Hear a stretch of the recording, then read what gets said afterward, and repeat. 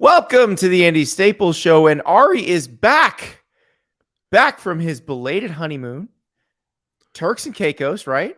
Yeah. Nice little layover in Fort Lauderdale. There you go. But yeah, it was something, man. It's just something about the Caribbean to me. I don't know.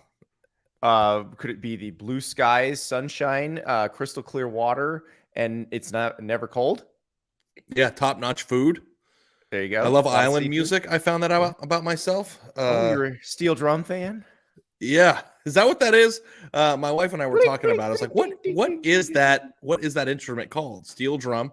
It's just the best. I shattered a door at a 5-star resort, and it landed all over me. So we can get into that. Do you want to get into the story right now, or do you want to wait till the end? I don't know. But let's save that for the end. Let's save that for the most. We'll tease everybody with that one because Lord knows I want to know. But we do have some things to talk about, and we don't want that they never talk about sports crowd to get mad. We'll flip it, and at the end, if you're in that crowd, then you can exit early. Yes, we do have to talk about sports. I missed you very much last week because I needed your expertise badly. Okay. Yeah. I get the text because I had paid attention to what was going on with Alabama baseball when their games got pulled off the board in Ohio. And I saw they got pulled off the board in Jersey. But it wasn't until they fired Brad Bohannon that I was asked to jump in and try to write something. And I saw you guys were doing some reporting on it.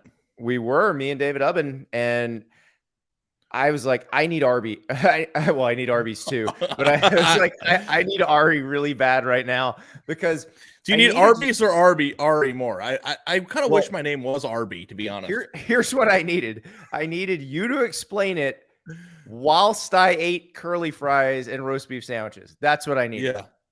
Yeah. That's something. Well, that's the thing. Like my whole thing in the back of my head the entire time I'm trying to figure this out is what would Ari say about this? So I'll take you through it. So I get told, hey, can you work on this? And at the time, all we know is he's been fired. We know there have been suspicious bets. NOLA.com has done some good reporting on what the what the Louisiana Gaming Control Board had done. And then David Purdom, the ESPN gaming reporter, had done a lot of really good stuff on them shutting down betting on Alabama baseball. But at that point, nobody knew it was the head coach. Everybody assumed, my first assumption is, okay, somebody got some inside information. Maybe it's a player, student manager, support staff, or something like that. They found out the starting pitcher was getting scratched and called somebody they knew and had them place a bet. Never in my wildest dreams did I think it would be the head coach. And so you make some phone calls, and David Ubben made some phone calls, and we both kind of got back together. And it wasn't it wasn't one of those simultaneous. It was the head coach. We're like, are you hearing it's the head coach? Yep. You hearing it's the head coach? Yep. And so we get it confirmed that it's Brad Bohannon who is suspected of providing the information to this person who placed the bet in Cincinnati. And it's like, okay, that's the last possible thing I would have thought of. And I was trying to imagine what your first question would have been to me about that. Like how much they put down. What would your first question have been in that? Well, when I read about it, because I got a lot of texts about it when it was happening. Course. And the first thing that stood out to me was that the odds were awful. Like LSU was already minus 250 or minus 245 was the money 245. Line. So you have to have some rock solid information to lay 245 on a college baseball game. And I don't know the first thing about college baseball, but it even seems like the information that the star pitcher wouldn't be pitching, it's baseball. Like I've lost a lot of baseball bets in my life thinking that a starting pitcher could, do the outcome. And bear in mind, Alabama is playing the number one team in the country. LSU is throwing Paul Skeens, who is probably the best pitcher in the country. He might be the number one pick in the MLB draft coming up. And so it almost didn't matter who Alabama threw. Like there's a reason the money line was already that bad before you knew the starting pitcher for Alabama was getting scratched. The idea, or the first thing that popped into my head is, I'm not shocked by this. I bet this happens all the time. Right. And the second thought that popped into my head is, how big of a wager do you have to place in Cincinnati to raise that flag? Like, what was the ticket on that?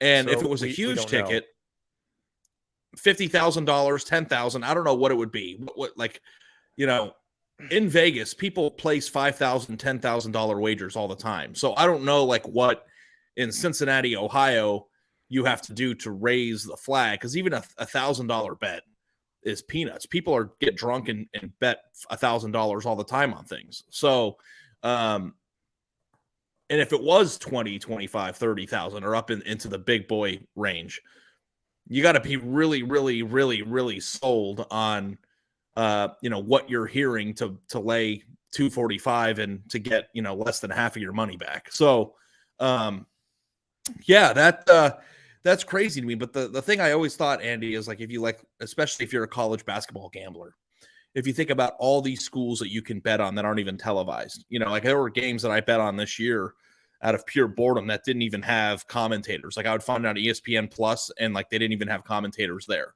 There's just like a camera at midcourt. And you just kind of watch it and you hear the ball bouncing. And you think like there are no people in those games, participating in those games, that have any shot whatsoever of ever playing professionally. And I guess maybe somebody might go to Europe or something, but I mean, like NBA players aren't playing in these games.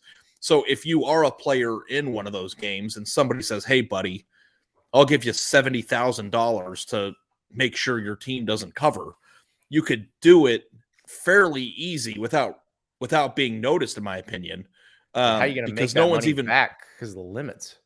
Who's going to take your action on that game? Yeah, well, I don't know, like who will, where the limits are online or on apps, because people take action all the time. But I know for a fact that, stuff has, been leaked in the past and people find a way to do it. Now, if I were involved in the heist, I would not do it in a way that would be alarming. I would place $1,000 bets here or there, $5,000 bets here or there, over the course of a season if somebody was shaving. I don't know if I'd walk into Cincinnati, Ohio and drop a duffel bag of 40 G's on the table and say, "Give me this obscure random sporting event that is minus 245 for 50 grand. So, but I do think how many people in the city of Cincinnati do you think had any actually interest even play that game? Yeah, knew that Alabama, LSU were playing? Like LSU, I would venture, is the most popular college baseball program in the country. And like I didn't even know that. So like you have to be really in, and my editor Mitch Lade is really big into college baseball, and I know there is a fan base that watches the sport and really gets into it. It's huge, the among LSU fan base. Tulane, it's like it's big in the state of Louisiana, it's big in Mississippi, it's pretty big in Texas and Arkansas, but and Vanderbilt, which is I think Mitch's connection. Well, so Tennessee, because the coach there lets them go wild and put fur coats on and stuff. And then South Carolina was always big, and now they're good again. But it's not that big of a sport anywhere else. So like, the idea that somebody who comes in Cincinnati and tries to lay down a massive bet on a college baseball game in the regular season is really weird. And also too, if you look at just any sport, who probably has the most insight on whether the team is going to win or lose before a game starts? Like the head coach definitely knows. Like I'm assuming that TCU's coaching staff turned on the Georgia film before that game and knew what was coming. Yes. You know what I mean? So like that. So because the coach was participating in it in some degree, it makes me feel like if you wanted to do this, doing it with one shot is stupid. And I think that's probably there was a money line and a parlay. So it was mixed up, but not mixed very well.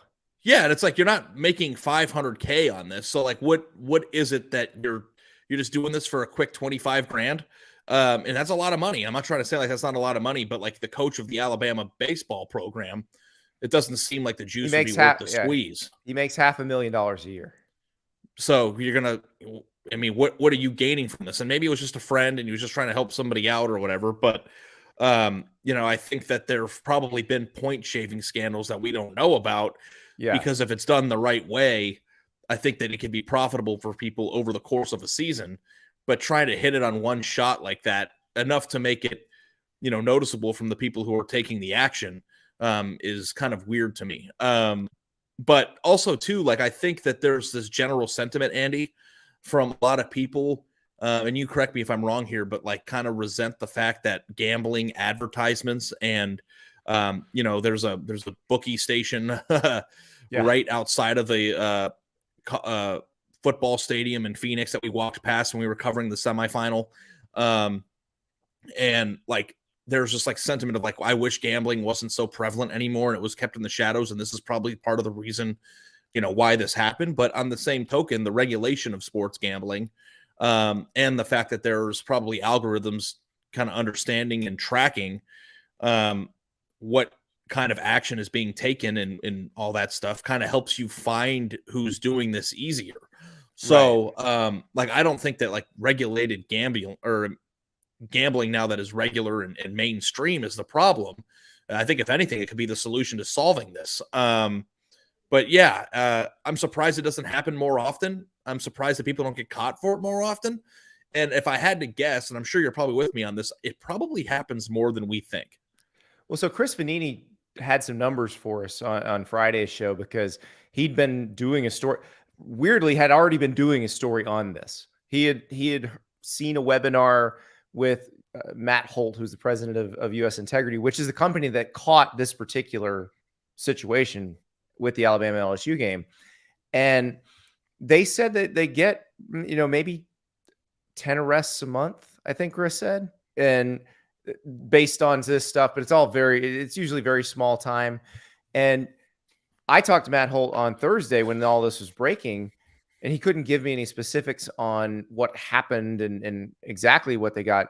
But he did tell me that this was all not resolved, but they were aware and understood and had investigated and believed something fishy was going on within minutes of that person trying to place the bet at the counter. So they sent an alert out to every state regulatory board that uses them. They sent an alert out to every sports book that uses them, every league that uses them, all of their clients essentially.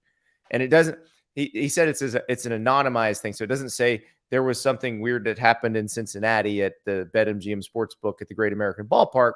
It just says, we have found suspicious activity involving the Alabama baseball game with LSU. Be aware. Let us know if you see anything else. And that happened within minutes of the guy trying to place the bet. I don't think that would happen within minutes before. I mean, like you had to have people figure out the pattern. You had to have people call the FBI. Like, this is much easier because all of this is happening online and being analyzed in real time now. Yeah, and if you think about how many thousands and thousands and thousands of dollars are being placed on sports in a given day, I just would love to know what the ticket number was. Like, how much did that person have to try to place for it to be be noticed? I will say that one thing Matt Holt did tell me, and he said, bear this in mind. He said, the money, yes, the amount matters, especially considering this sport. But he also said other giant red flags are somebody just opened an account or somebody just reactivated a dormant account, which may be what happened here. So that's another thing that you're just holding up a sign saying, I'm up to something. Yeah. And that's it is funny. You would never notice, like, if you go and open up a bunch of accounts to place a bet, then they probably communicate with each other too, I'm assuming. But this reminds me of a time, I think it was like 5 or 6 years ago. And Adrian Wojnarowski tweeted, sources say team expects to take player X at 5 tonight in tonight's NBA draft. Yeah. Right. And books kept that. Because you could bet on the draft. Books kept that up for a long time. And Woj was just accurately reporting who was going to be taken. And a bunch of people I know went and hit that really hard. And some of the casinos canceled the bets and some of them honored them. But I feel like as the gambler, we have every resource possible at our, advantage by going online and looking at stats and trends and reporting and all the things that we can do to try to surmise the answer. Like, I don't even know.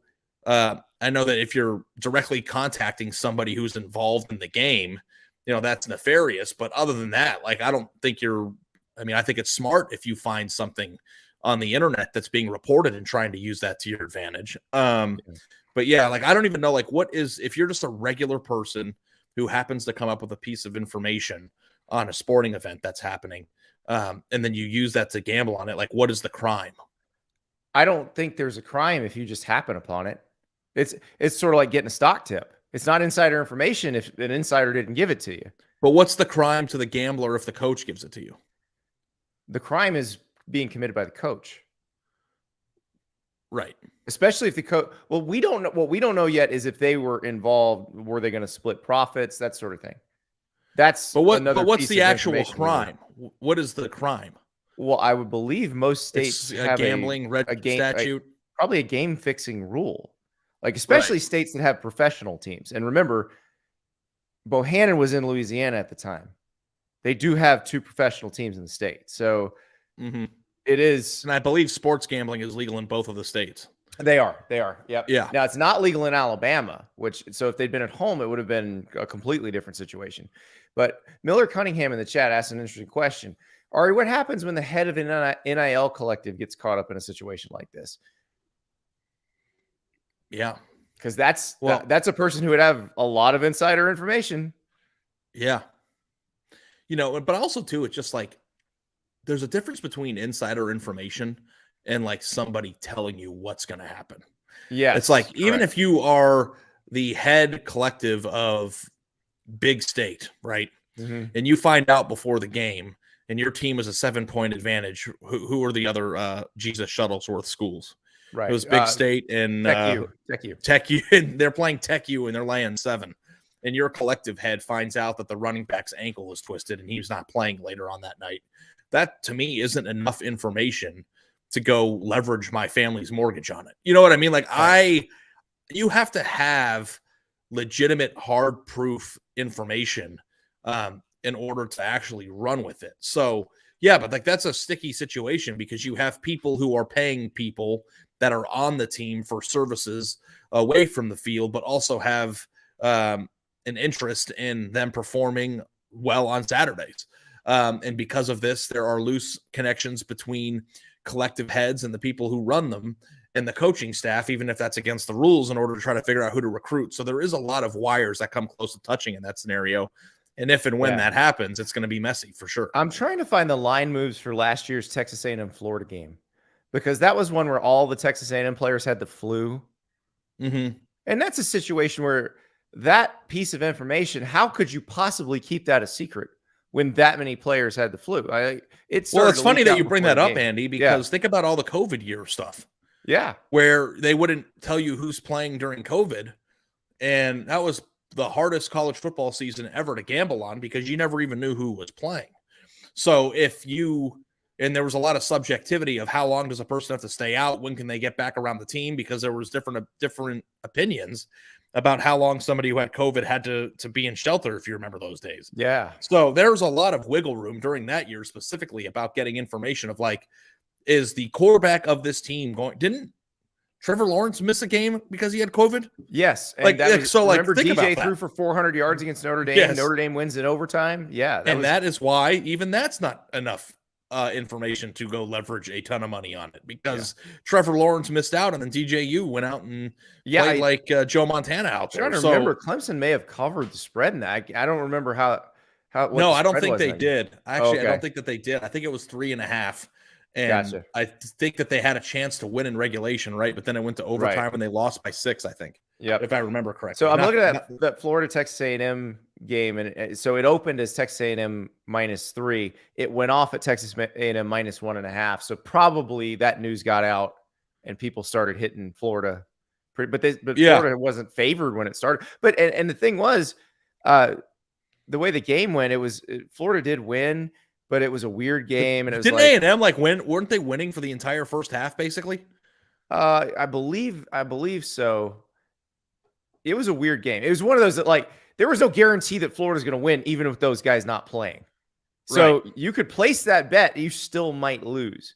And but I think what people were doing was they were trying to hit Florida money line while they were dogs, because you were getting, I think, 2-1 on a team that probably wouldn't have won if everyone were healthy, and then getting a good number there. But you couldn't in an advantageous situation. You couldn't keep that information secret. All those people have the flu. They've told their parents. Like that's out there in the world.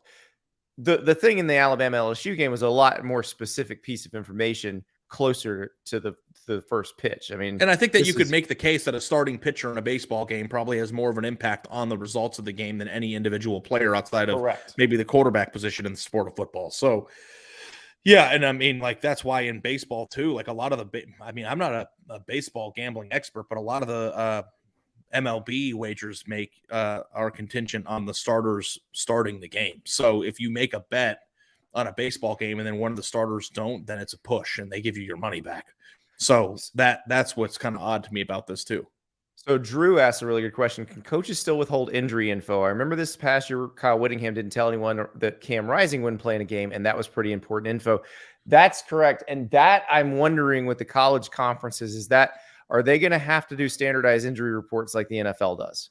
I remember we asked Greg Sankey about this at their spring meeting, the SEC spring meeting in Destin last year, and he said it's something they need to talk about. And now I think, given what we've seen, again, this thing happened an hour before the game, but that is something with college football that absolutely, because that information suddenly becomes so valuable. And if you've got a QB who's hurt, let's think about who knows this, who in the organization knows this. The head coach knows it. All of the offensive starters know it. So probably do all the offensive backups and the defensive scout teamers, because they see who's practicing and who's not practicing. So the trainers know it. The managers probably all know it. That's a lot of people trying to keep parents. So parents know it.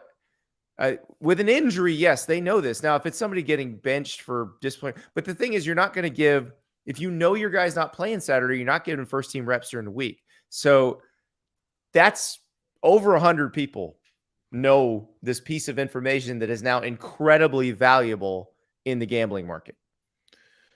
Yeah, also too, like Trevor Lawrence's dad knows his son has COVID and isn't playing this weekend before anybody else. He tells his buddy he works with about it, and that guy goes and places a wager. Is there a crime being committed? No. Again, that's just kind of happening upon the information. Yeah, but like it's like too, we think about Clemson and Notre Dame and the big time programs, but like what about the D2 schools you can bet on? Or even in the Sun Belt, like those games are pretty heavily bet on, especially when they're the only game on a weeknight. That it's interesting because we talk about the limits with that Alabama LSU game. Like a college football game, the limits are going to be quite a bit higher because there's going to be more action coming in on them. Mm-hmm. Yeah, and it's like in football too. It's like, don't you think that football is probably the hardest sport to shave points in? Yeah, I should have to get to the quarterback probably. Well, you can get to the long snapper and do some stuff because you can just program in a couple of safeties if your long snapper sails it over your punter's head. Yeah, but I feel like if you were the point guard of Tech U in Division II basketball, you could shave 4 points, 5, 6 points off, no problem, and nobody would notice in a million years if you were smart about it. Yeah, and it's interesting because you can do some other things like the Donaghy thing with the NBA. Now, he's in a different situation because he can control this, but he was doing over-unders because he can control who shoots free throws and who doesn't. Mm-hmm.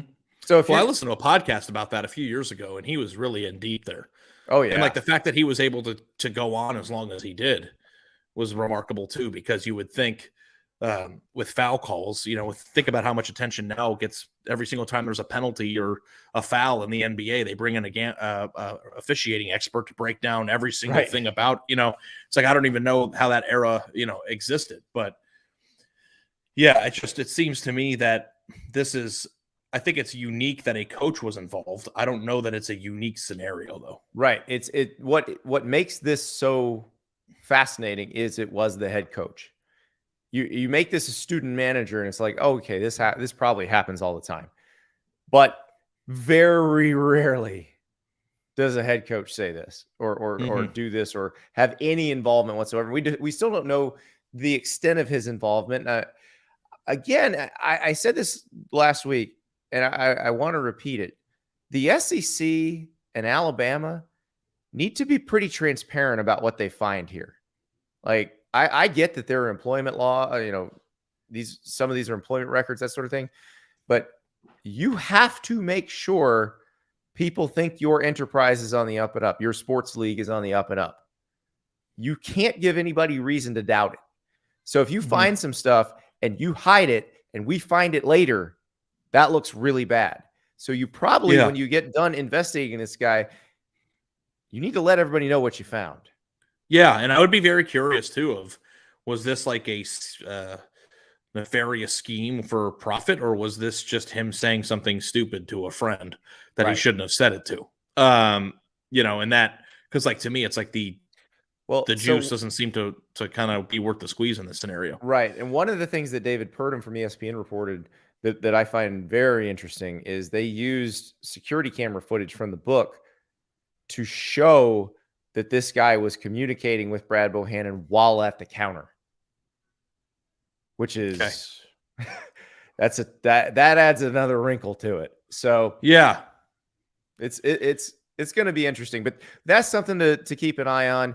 I'm sure it'll come up again in various sports, but that's, you're probably wondering why we're spending a whole episode on Friday and half an episode today talking about college baseball. Is because this will come up in college football. It just Yeah. I started mean, there. that's what the first thing that everybody thinks about, of like how many times has this happened in the sport that we watch, as an entire country. And I think Miller Cunningham here is um, kind of an interesting comment here. That's not necessarily the same thing, but definitely a viewpoint of if you made becoming a referee um, akin to any other high profile job and paid them as such and made it more competitive and more training and all the things that come along with it, you might have less grab ass as it pertains to calls. And even with targeting and the reviews, like there's a lot of stuff that goes on in college football that isn't necessarily uniform when it comes to officiating. So and I think that this about me, but I hate when people blame officials for anything that happens in a game. Right. It bothers me, and that seems to be like the number one thing people point to when their team is getting their ass kicked or losing. But I do think that the consistency of refereeing in college football is probably lower than I would like it to be.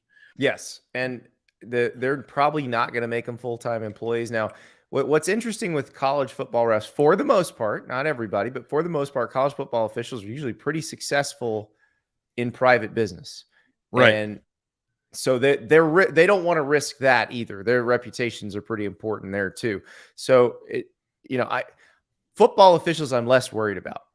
Hoops officials, I don't know. There's a lot of you think about how many different people have to officiate during the week with 300 something Division I teams.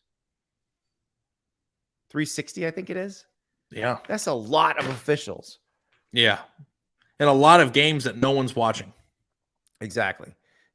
So if you wanted to get something done that's shady, you probably could. All right, now we'll move on to something that's not shady at all. The transfer portal. Mm-hmm. Deion still needs players. Ari, do you have eligibility left? Colorado. But I saw that he was cleaning up because I've been with us on the beach with a skinny teeny all week, so I haven't really been paying attention to, like, didn't they get like a bunch of players? Like every time I opened up Twitter in my rare times of Wi-Fi out there, I would see, committed to Colorado, I mean, are they doing a pretty good job of getting closer? They're doing all right.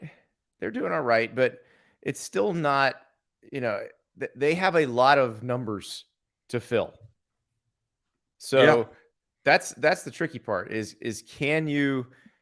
how deep can your roster be at this point for Colorado? Because that was the number one concern at the beginning when, you, Scott, and I were talking about it. It's like, I wasn't bemoaning the idea that he was doing it in a ruthless way. I think we all kind of anticipated that. The question that I had about Colorado was how likely would it be that he'd be able to improve everybody that he cut?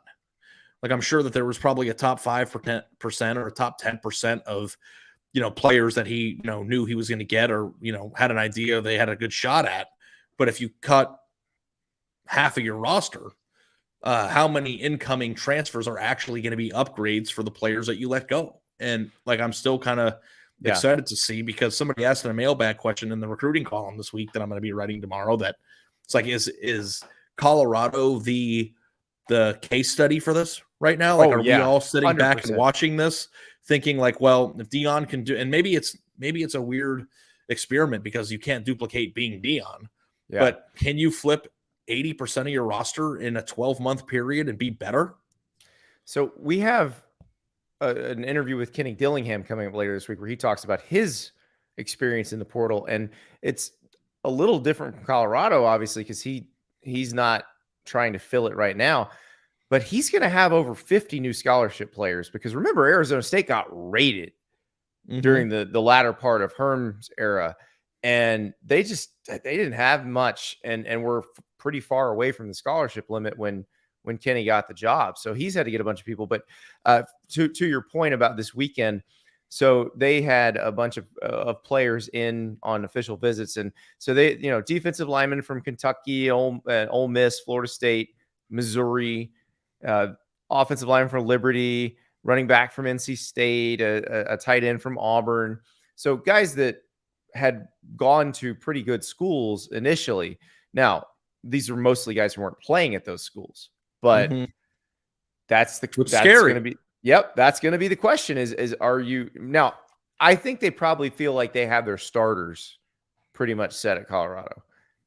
We'll see. I mean, if they get Alton McCaskill from Houston, the running back, I think there's a good chance he's their starting running back if he decides to come there. But he's looking around, and I believe he was visiting Florida this weekend, so he's looking around. He's really good too. Yeah. So we will see what happens there. The Michigan State thing is very interesting. So I think you were already gone when Payton Thorne and Keon Coleman. I saw it. Yeah. Okay. So you and I have had a lot of discussions about Mel Tucker and what he's trying to do there. It's terrifying. This one was really interesting. Not so much the Payton Thorne thing, because it did feel like Noah Kim was making strides. And if Payton Thorne went to the coaching staff and said, hey, I need you to make a decision, and they said, we're not ready to make one yet, then he probably said, okay, well, I'm going to go do what I got to do. And I think they're probably fine starting Noah Kim. The Keon Coleman thing is not the same thing, because they certainly weren't expecting to lose him. I don't think they have a replacement for him. You look at Keon Coleman's Instagram right now, he's in Tallahassee this weekend. He's got the uniform on. He's doing the chop. They Florida State, their photo shoot, it's pretty ridiculous. Like, they got the flames going. There's pyro involved. So Keon Coleman's visit looked pretty cool. Now, reportedly, he was headed to Auburn after that to check it out. We'll see if that's necessarily the case. But Payton Thorne has already landed at Auburn. Yeah, the Mel Tucker thing is interesting. And I wrote last year, and I think you helped me on this, but the idea of lifetime or 10-year fully guaranteed contracts, and whether or not in 7 years, you might seem trapped now, but in 7 years, forced patience can pay dividends, right? Yeah. And I think the jury is still out on Mel Tucker. But, we're talking about a coach, and Colton Pouncey, when he was on the Michigan State beat, was talk about the long-term plan of, raising the profile and all this stuff. But like, I find it really alarming that if you can have a player at that position who is as good as him leave this early in his career, if that's not something that would scare the hell out of me if I were a Michigan State fan. Oh, I think it's very scary. I think that's the scary thing that's happened out of all this. Because like the recruiting misses, or, not, signing all the players that you have on campus, I think is an expected part of the journey, because you don't just, wake up one day and sign five-star prospects. It's a process, and you get people on campus, and it takes cycles and cycles and cycles to finally break through. But it's like, what's the reason for this? And what are people unhappy on the roster? And it's like, everybody's an individual, and they make their own decisions based on, the circumstances of their own lives. And I don't know that one person leaving or two people leaving is necessarily a stone cold fact that there's something wrong with Michigan State, but it's like, there's a lot of programs out there that have done a pretty good job of bringing good players in and have stunk because they can't keep them in the program. Yeah. And, this new transfer portal is going to really, not only just be an interesting study of can you flip a roster really quickly, it's like, how happy can you keep your roster needs to be part of the litmus test too. That's exactly right. I was talking to coaches out at the deal in Arizona last week, and they all think the new world belongs to the Shane Beamers and the Dan Lannings, who create programs that people seem to like playing in and don't want to leave. Now, Shane Beamer had people leave, like Jaheim Bell's at Florida State right now, but they kept a lot of the people they wanted to keep and then went and got some more. And Oregon, same thing. You didn't see a lot of really important people leaving Oregon. You saw some important people going to Oregon, though. Yeah. And it is interesting because, like, we've had back and forths about whether or not you'd want to be the coach that's the best at the transfer portal. But I do feel like every single time a really good player leaves, Florida State always finds a way to be involved. Yeah. And Florida State being involved is routinely has made their roster much, much better. And it's like, I don't know. Can you be a coach in the transfer portal, Andy, that isn't reliant on it, but is also the chief beneficiary of luxury pieces? Like, can you find a spot between those two things, or do you have to expose yourself to the reliance of it? Yeah. And then hope to be good at it? Or can you just be like, we're going to save 7 to 10 roster spots at the end of every year. We don't have any glaring needs. We like our roster. And if you're really good, we'll take you. I think that's what USC can be under Lincoln Riley. Right. Yeah. Because they can theoretically get really good high school players and then plug. Now, the Florida State thing's interesting. And oh, by the way, shameless plug and tease, within the next week or so, you're going to hear an interview with Mike Norvell on this show. And we haven't recorded it yet, but one of the things I want to ask him is, how does he approach that? Because one thing I've noticed about them as they've gotten better, the quality of the players out of high school that is considering them seems to be rising as well. And are they using that to get to where they want to be from a high school recruiting standpoint? Well, that has to be the goal at the beginning, right? I think maybe so. It doesn't, but like I always thought that was the goal. Raise your profile in the short term with the established players you get through the portal in order to make the high school players like you more. But yeah, and like that's the thing that's most interesting to me about the Deion situation too. And I know it's Colorado, but it's just so interesting. It's like Deion Sanders walks in and everybody loves the Louis comment, right? I'm bringing my luggage, but like, there are probably a large portion of people out there who have left Colorado or around Colorado who think he's an asshole now. Absolutely. And you can't rule it this way without that being the case. And my question is, and you said this was, well, once he gets the players into the program, he can say, those weren't my guys, you're my guy. But at a certain point, as long as Sanders win, that's fine. Yeah, that'll work. But can Deion Sanders, once he does this roster flip and brings his guys in, continue to run his program with an iron hammer the way he's doing it right now? And if so, and he does that, is Colorado going to be one of the places that fails at keeping your players happy, which then in turn turns you into the turnstile on the opposite direction? Yeah. So like, it's like, oh, be the cool place to come. I'm Deion, primetime, we're on YouTube, all the cool things but like, are people going to stay there? The only thing that keeps you cool is winning consistently. Yeah. That is the only thing. So now with Colorado, I think we do have to manage our expectations here. What do we think is good? I think 4 or 5 wins is a dramatic improvement for them. And I think if they win 4 games and they have a dramatic improvement, what's the following year going to look like? Right. And I think you can probably sell what you're going to sell. The problem is if you go 1-11 again, or you go 2-10, and Oregon State crushes you to make a point, and Oregon crushes you to make a point, and Arizona State crushes you to make a point, then you're going to have a hard time selling that. Mm-hmm. And maybe Deion gets another year, more so than a normal person would, because of his atmosphere. But I think that being the cool place to go in the portal means that you get to play for a guy like Norvell or a guy like Beamer, somebody who you want to play for and be around, who is a believer in the direction of their program and have sights on being there for a long time. Like those are important things. And when there's a culture, like everybody always says, like, I hate the portal. You can't build a culture that way. But it's like, can you build a team that has a positive culture, but also is transient? Right. And I think Florida State's situation is not necessarily, you didn't build a culture through the portal for sure. The culture is built through the Jordan Travises. Now, it's weird because Jordan Travis is a transfer, but he transferred to Florida State so long ago that he has helped build the culture that's there. Most of their offensive linemen, not transfers. Most of them are guys they got out of high school. They got some D linemen for the most part. Now, some of their bigger stars have been transfers, but most of them are guys they got out of high school. So I think that's the thing is you still want to have most of your players there. And I think and I'll be interested to hear what Norvell says about this. Is his goal eventually something like Georgia, where almost everybody's somebody you got out of high school and you're just plugging occasional gaps with the portal? Yeah. But also too, it's just like, would you like to be the best program in college football? I think the answer to that question is probably obvious. They all want the real question probably should be, what's the realistic destination? Like, and I know you don't want to insult somebody and say, hey, you can't get to that point, because I'm sure in his head he probably does. Yeah. But like, is there a medium of what's the percentage of high school versus portal that's your sweet spot? Is it 90-10, 80-20?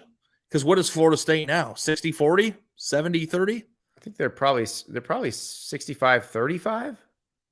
Okay, good estimation by me. The roster, but that sounds about right. Especially if you go with the players that start. Because I'd love to hear if he might be 90-10. Because even 90-10 is more than Georgia. Right. Yeah, because Georgia didn't really take anybody last year. Yeah, they took Dominic Lovett and Robert Thomas this year. They took a couple guys the year before last, but yeah, I think it depends on each program and each program's needs. I mean, Florida State was in a pretty bad spot. And I think if the rules had been different when they got there, they would have flipped that roster a lot faster. They didn't really have a choice.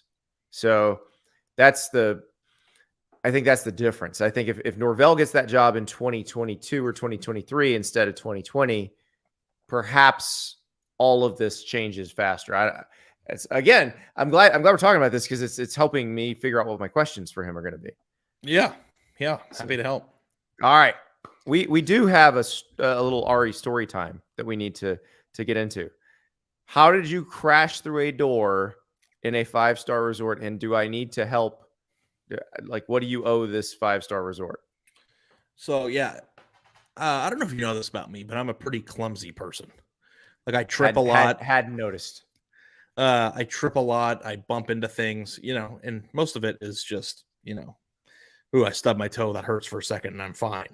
So my wife is accustomed to me, dropping stuff and tripping and, all that stuff. So anyway, are you familiar with the Aman hotels? No. Okay. Cool. They are, I think it's the most expensive luxury hotel brand in the entire world. Ooh. And there's a place in Utah, Amangiri. You should look it up after this place. That's like Brits' like dying wishes to stay there one night. But these hotels cost anywhere between $4,500 and $5,000 or $7,000, whatever, a night. We did not stay there. Okay. But Britt has always wanted to go see the property because they have a property in Turks and Caicos. So she did what she does, saleswoman, personable, finds a way for them to allow us to come onto the property for a massage. It's our honeymoon. It's our 1-year anniversary. We did a 1-hour yoga class, which you would have died if you saw me doing it. And even my wife said, if this was filmed, this would be really big hit for the show, because it was like a disaster for me. Well, Ari does yoga will be filmed for the show at some point. Don't you worry. The lady's like, your foot actually should be over here. And I was like, you know what, lady, my foot's just going to be where it is. And so anyway, we go through, we get these massages and facials. It's the most beautiful resort I've ever seen in my entire life. And I went into the gift shop to try to find an Amon hat because I wanted to be a bigger rich person hat wearer. And they're on like, the we don't and they're like, make hats. They're like, I am legitimately the poorest person who's ever walked around there.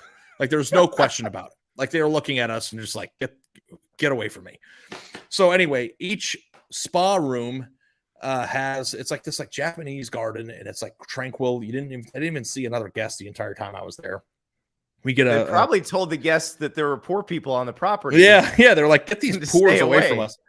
But so we go and we get these massages and then a facial, and then afterwards you go into this back room away from the masseuses, and then there's an outdoor shower, an outdoor bathtub, and there's a glass door that goes. So Britt goes to the bathroom to wipe the oils off or whatever, and I was like, I'm gonna go take a shower outside because I think that taking a shower outside is amongst the most elite thing a human being could do. Awesome. Yes. So I put my hand on the handle to the door and push it. The door shatters. I'm talking like what is glass that's like an inch thick. Like, I mean, it looked like a bank where you'd put in front of a teller to stop it from being robbed. And the glass came pouring down on me, and it cut my back. I have a huge gash on my foot. And I was in shock because I was like, I didn't trip this time. I didn't do anything. And of course, my wife and everybody assumes that I was just the poor idiot who came onto the property, even though I'm not good enough to stay there, and just wrecked the thing because they have a policy of no visitors. So you have to keep in mind, this is an expensive place. It's very not even stuffy supposed in there, to be there today. And I'm not supposed to be there. So we got medics coming in. We're got people wiping blood off of me and sweeping glass off the bathroom floor. I had to file an incident report about what happened, my contact information, my home address, all this stuff. And they had a medic come in and wipe me down and stitch me up with, not stitches, but I was bleeding pretty badly, and they had to put Band-Aids on me, and all the alcohol and all that stuff. And the head of the hotel came over and all this stuff. And long story short, I think they saw that it was a flaw in their system because I didn't do anything. But just picture my goofy idiot, whole persona just crushing an entire door like that. So we go to lunch on the property, and they gave us a bottle of rosé, and they said, sorry for the you should have demanded a free week. And I would have thought to myself, well, we were so embarrassed because like I said, we didn't belong there. But I thought they might comp the services, but they didn't. But yeah, they're just another make you ask. I went to Sedona once, and I got a piece of steak caught in my throat, and I had to go to the emergency room. I'm just Britt, my poor wife. You're a living sitcom character. Can we just go anywhere without some dumbass shit happening to you? And I'm looking forward to the time where I can. But other than that, the trip was wonderful. And we are still very much in love, and it was a great time. But I just, I have pictures. I'll try to see if Britt will send them to you of me sitting on a bench with glass all over the floor with my head in my hands as somebody was cleaning out my back with all the scrapes that I have from glass. Good Lord. Yeah. So that was our day at the Amen Yara Resort in Turks and Caicos. Go look at pictures of this place. I have been the entire time you've been telling me. Yeah, no, it's insane. But yes. And then it was you have to drive down a 35-minute path of unpaved road to get there. We had to get the license plate number and the name of the driver who was taking us there. There was a gate there to check in before they let us onto the property. It felt like I was watching some sort of Mission Impossible movie or something. But yeah, maybe one day. Yeah, one day when the Andy Staples Show was the #1 podcast in the history of the universe, you and I can go on a double date vacation with our wives and stay at one of the Amman properties. And I'm looking at the menu at the main restaurant in there. Mm-hmm. Unfortunately, no prices on this menu. But we ate lunch there, and it was $150.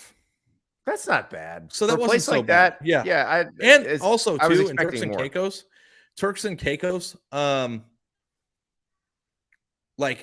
Perrier case is $70.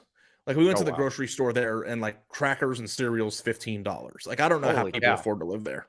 but obviously they have to import everything. It's in an island, so that's part of it. But yeah, wonderful place. I'm happy to be back. I'm happy that I didn't have a glass panel fall on the top of my head and die, because that could have happened.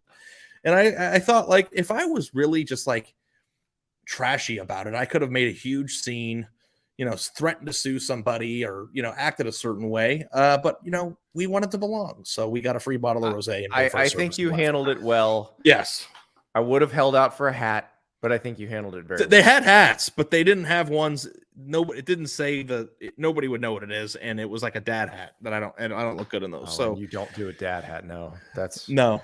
So I didn't do it, and they were probably like $78 for whatever. But no, it was great. I got a wonderful hat at Little Miss Barbecue. I'll wear it on yes one of these days. It was tremendous. So I'll keep my barbecue hats. You'll keep your rich person hats. I'm glad you're okay. I think you handled that very well. I don't like it when folks take what is clearly an accident and certainly nobody's fault and try to wring something out of the because they were so nice to let us come to begin with. Yeah. So it's like kind of like one of those things of like everybody there in the back of their heads are like, we shouldn't have let them here. Like it's like, oh, but I feel like the next person who would have touched the door would have happened to it. Just I hit the lucky number. Well, I'm glad you're all right. I'm glad you're back. We got a big week ahead. I missed you. We got a lot to talk about. There will be more news. Last week was incredibly newsy. I just think we're going to have news right up until football season starts. Yeah. We're going to have to shoehorn in some time to recklessly speculate on who's going to win games this year. Yeah. I don't know when that's going to happen, but we're going to be together in about a week. So I'm excited to bring all my podcast equipment. We'll, do our thing, and I'm excited about it. Scott Docterman's bringing beer. That's all I know. A cooler and beer. He's driving in, right? Of course. Yeah. Of course.